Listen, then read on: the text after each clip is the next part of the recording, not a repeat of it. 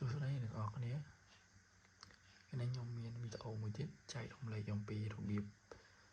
login ទៅក្នុង router សិទ្ធិដើម្បីទៅមើល DB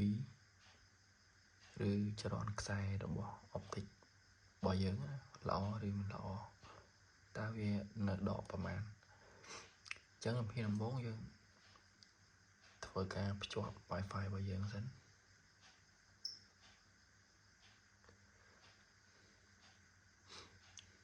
Wi-Fi របស់ខ្ញុំ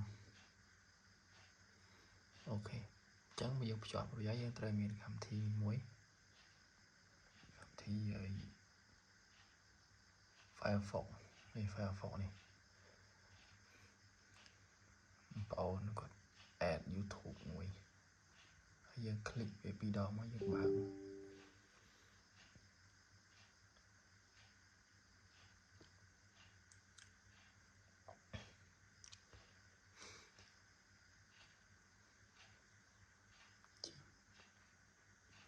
យើងយក tab ថ្មីមក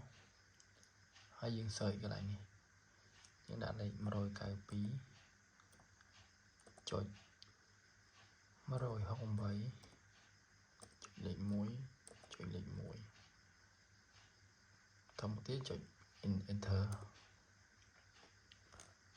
ហើយចំណុចខាងក្រោមនេះយើងយក advanced មក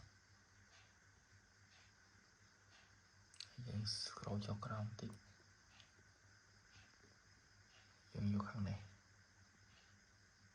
set នេះ continue ចឹងកន្លែង username យើងដាក់ admin អក្សរតូច ADMIN password ដូចគ្នា ADMIN ហើយយើង login មក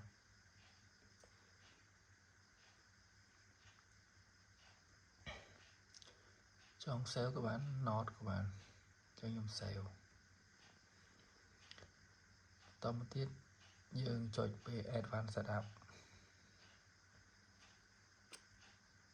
នេះនេះវាឲ្យយើង save អត់ទៀតចឹងយើង save ទៀតទៅបន្តមកទៀតយើងយក line ពាក្យ internet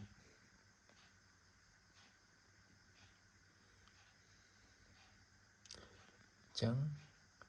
យើងចុចពេល internet ហើយគឺវាមកចំណុចត្រង់នេះ PON info ចឹងកន្លែង point នេះកន្លែង font នេះវាបង្ហាញអំពី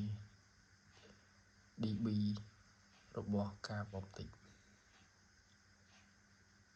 ចឹងគឺដក 21.9382 ហើយយើង refresh ក៏វានៅដែរឬខុសគ្នាតិចតួចអីទេណាចឹងវីដេអូហ្នឹងមានតែប៉ុណ្្នឹងឯងរបៀបមើល DB ខ្សែក្នុង router